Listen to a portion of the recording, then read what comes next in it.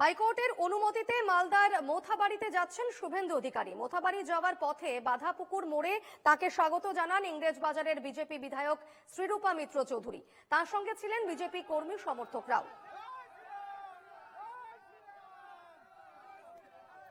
মোথাবাড়িতে যাচ্ছেন শুভেন্দু অধিকারী। শুভেন্দুকে স্বাগত জানান শ্রীরূপা মিত্র চৌধুরী, সঙ্গে ছিলেন বিজেপি কর্মী সমর্থকেরাও।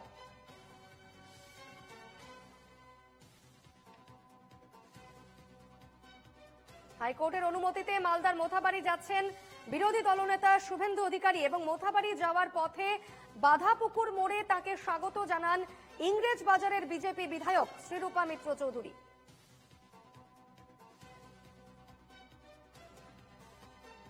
এই মুহূর্তে কথা বলবো, সরাসরি রয়েছেন প্রতিনিধি সুমিত ঘোষ।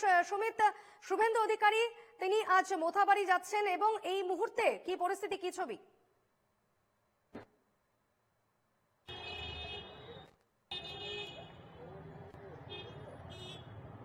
দেখো, হাইকোর্ট থেকে অনুমতি পাওয়ার পরই আর কিছুক্ষণ পরই শুভেন্দু অধিকারী তিনি মোথাবাড়ি পৌঁছাবেন।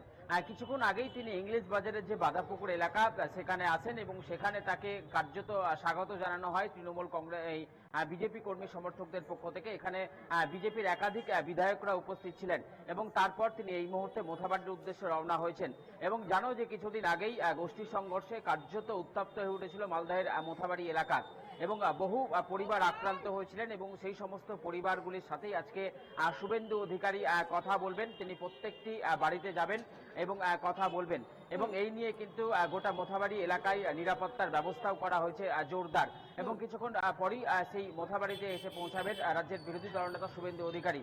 এবং কিছুদিন আগেই আমরা দেখেছিলাম যে জাতীয় মহিলা কমিশনের চেয়ারপারসন তিনিও সেই মোথাবাড়ি এসেছিলেন এবং মোথাবাড়ির ঘটনা তিনি সরেজমিনে তদন্ত করেছিলেন এবং সেই তদন্তের রিপোর্ট তিনি তুলে দিয়েছেন। এবং এরপর আজকে শুভেন্দু অধিকারী তিনি নতুন করে সেই এলাকায় যাচ্ছেন এবং কিছুদিন আগেই এই মোথাবাড়ির যাওয়ার চেষ্টা করেছিল বিজেপির এক প্রতিনিধি দল, যদিও তাদের আটকে দেওয়া হয়।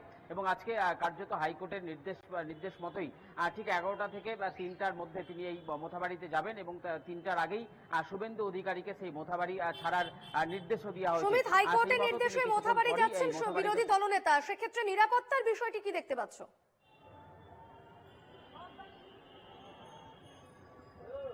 দেখো, সকাল থেকেই নিরাপত্তার চাদরে কার্যত মুড়ে ফেলা হয়েছে এই মোথাবাড়ি এলাকা। কারণ কিছুদিন আগেই গোষ্ঠী সংঘর্ষে এই মোথাবাড়ি এলাকা উত্তপ্ত হয়ে উঠেছিল। তাই শুভেন্দু অধিকারীর যাওয়ার পর যাতে নতুন করে আর এলাকা উত্তপ্ত না হয় বা কোনো বিশৃঙ্খলা ঘটনা যাতে না ঘটে তার জন্য কড়া নিরাপত্তার ব্যবস্থা করা হয়েছে। এবং সেই সঙ্গে আজকে শুভেন্দু অধিকারী মোথাবাড়িতে গিয়ে কি বার্তা দেয় সেদিকে যেমন তাকিয়ে রয়েছে সকলেই, তার পাশাপাশি তিনি আক্রান্তদের সাথে কথা বলে তাদেরকে কি বার্তা দেন সেটাও কিন্তু দেখার বিষয়। কারণ শুভেন্দু অধিকারী আজকে মোথাবাড়িতে গেলেও শুভেন্দু অধিকারীর সাথে কিন্তু দলীয়ভাবে কোনো প্রতিনিধিরা যাচ্ছেন না, যেহেতু শুভেন্দু অধিকারী এবং কয়েকজনই হাইকোর্টের নির্দেশ পাওয়ার পরই, অনুমতি পাওয়ার পরই। অবশ্যই এদিকে নজর থাকবে। আপাতত ধন্যবাদ সুমিত।